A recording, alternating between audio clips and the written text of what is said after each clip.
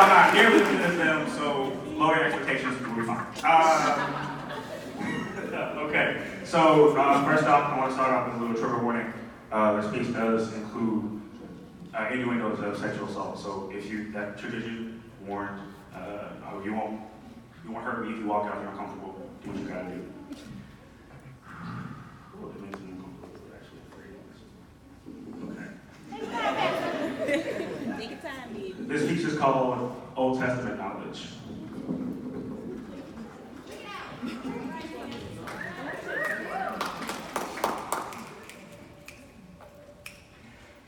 She said that she really liked me. She said that she wanted to get to know me better, if only I knew what she meant. If only I knew that she was building me up like a Tower of Babel and that she was God, as she whispered in my ear like Lucifer. But she didn't look like a snake. She didn't look like that ravenous reptile that would raise the rapture, because that would have been too obvious.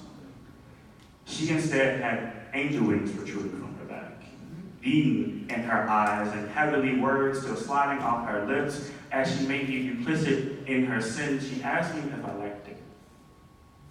She asked me if I wanted it. And every cell in my body wanted to scream no from the highest mountaintop, but I was so confused as to what was happening that before I could open my mouth, my body stood up and spoke for me. And apparently that was the only consent she ever needed. And so it continued. Every second feeling like a lifetime, every touch feeling like a sin, every moment making me want to burn my nerves in the fires of hell and bury them so deep that even the devil couldn't find them anymore. And because my mouth wouldn't work, weeks later, she did it again, and again, and again. I can't live without you, she told me. No one will ever love you like I will, she promised me. No one will ever love you, she threatened. And in my mind, I thought that if this is love, then Jesus was wrong, and I don't believe in God, because if this was love, then I didn't ever want to love or be loved by anyone ever again. But I couldn't say that because my mouth wouldn't work. So she continued. In school, she continued, and that's when they found us. That's when my principal looked at me like God before the flood, ready to drown me in my own sins, not knowing that I was already way too good at swimming. But still, she asked me what was going on.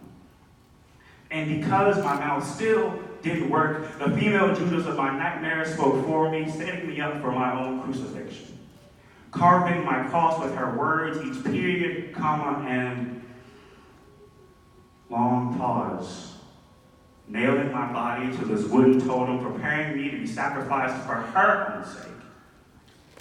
And there would be no Lazarus in this case, because the nail in the coffin was my silence.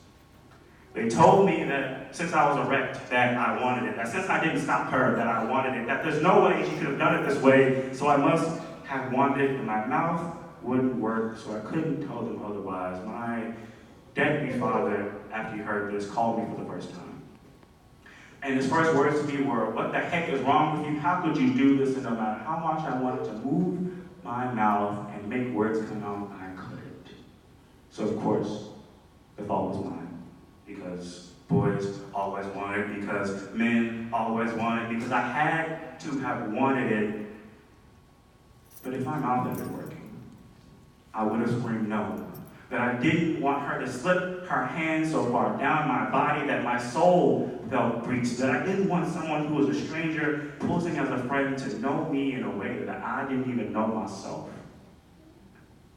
If my mouth was working, I would have told everyone that no, I didn't want to be a Hebrew slave and her my Pharaoh, that all I wanted is for her to let my body go. But of course, that couldn't happen because I was to blame. I was to blame because my mouth didn't work, because my mouth didn't work, because my mouth never worked. I wasn't able to tell them that even though my body said otherwise, I never wanted it.